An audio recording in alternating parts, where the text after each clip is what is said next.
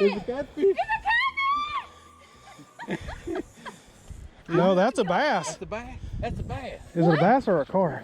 I don't care what it is, it's big. No, that's a bass. That's a damn bass. You're gonna have to get the water in there. What is that? Dad? Oh, it's a grandma.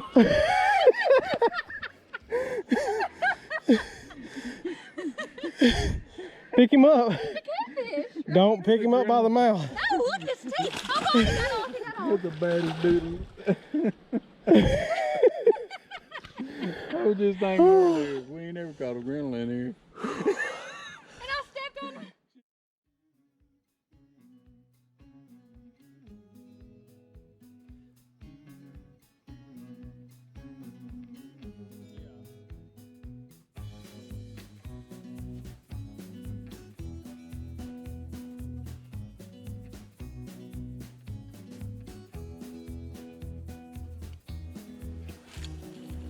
Damn, it done had a heart attack.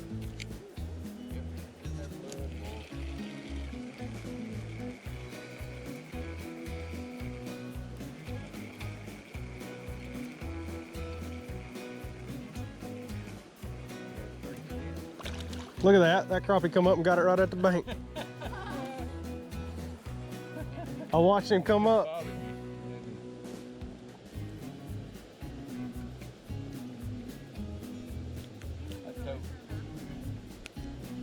I told Jessica, you get here some morning and be here, and then as they start feeding, Right. get your foot. I really.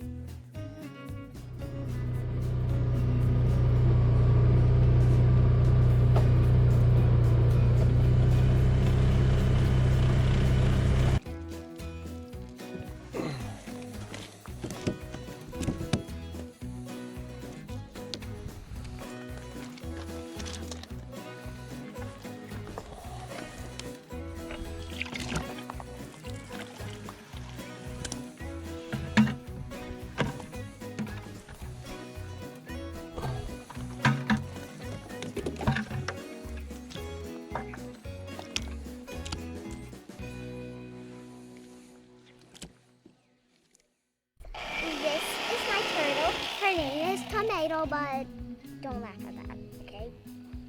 And also, she's very sweet, but she's also very shy.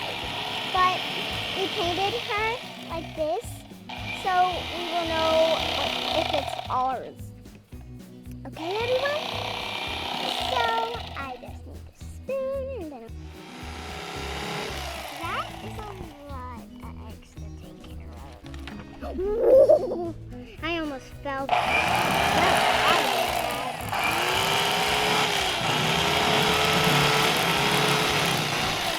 why does that one have blood all over it? Does that one have eggs?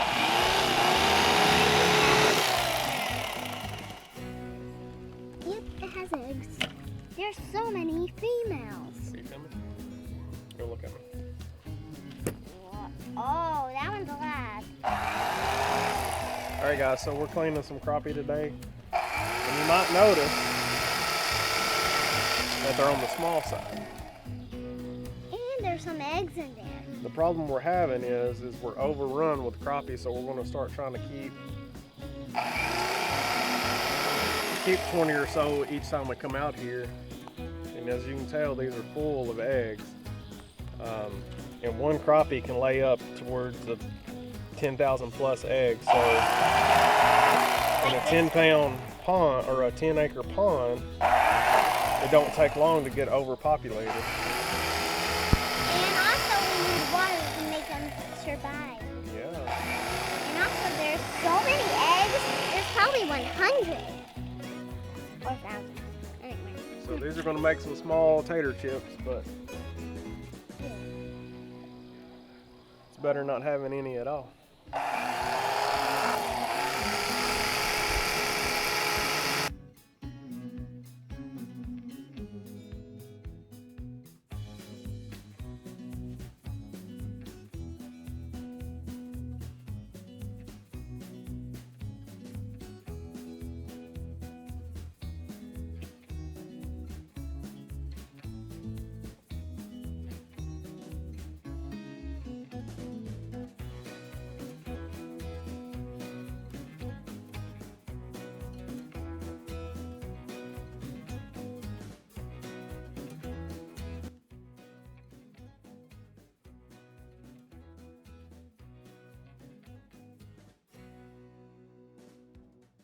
All right, guys, so with all those crappie we caught, even though they was babies, what we've done is we've actually bulled it in shrimp bowl or crawfish bowl.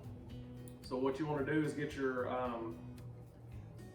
pot, fill it with water, let it boil, throw this bag in there, let it set for 3 to 5 minutes, and then put your crappie fillets in there.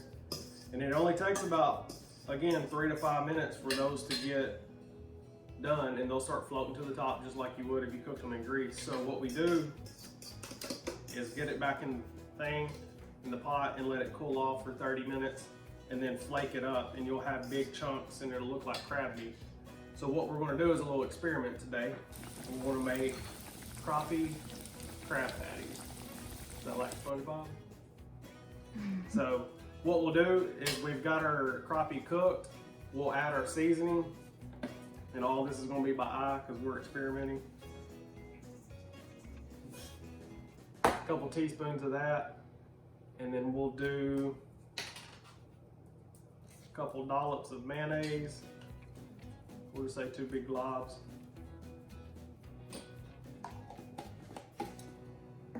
And then spicy brown mustard, or we've got some stone ground mustard, and you'll just put a couple squirts of that in there. If I was guessing, probably a tablespoon.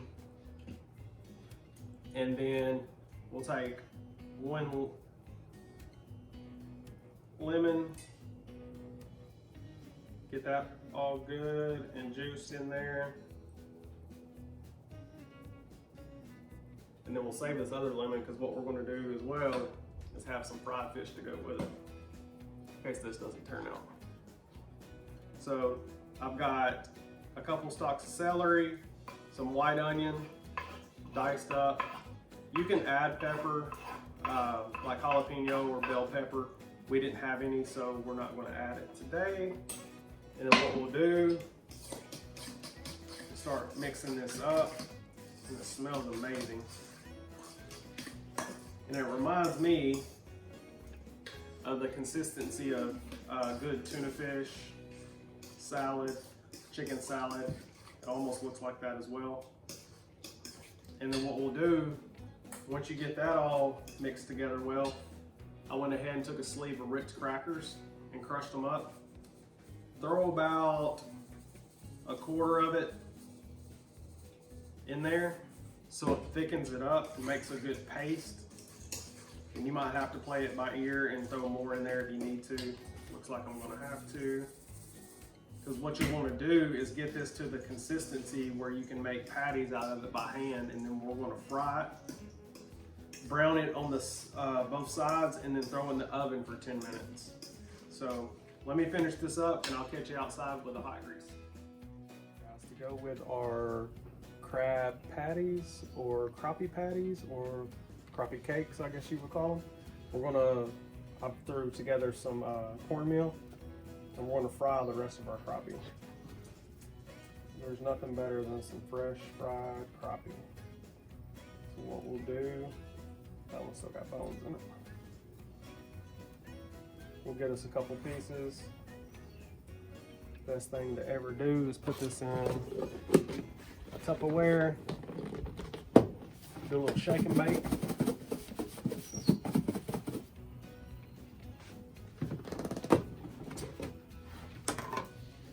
And then it'll look just like that.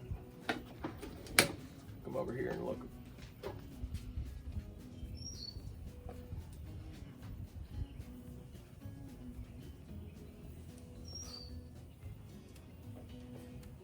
Again, we're cooking these at about probably about 340 to 350.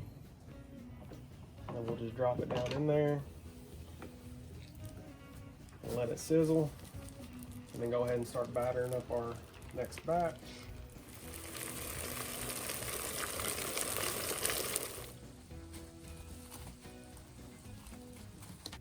All right, so what we'll want to do here is make us some extra good patties. Make sure you got clean hands, no COVID hands up in here. Make you a patty, and then dip it in your extra crumbs. That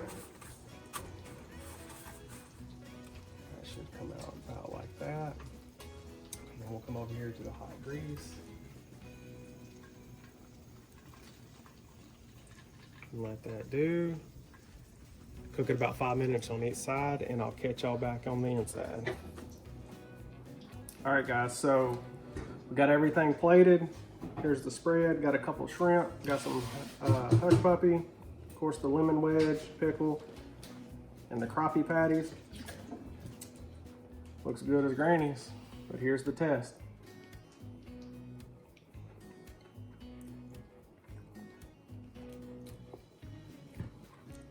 That's pretty daggone good. If you're tired of fried fish or fried shrimp, this is definitely a good good alternative. So let me know if you enjoyed the video, and we'll see you next time.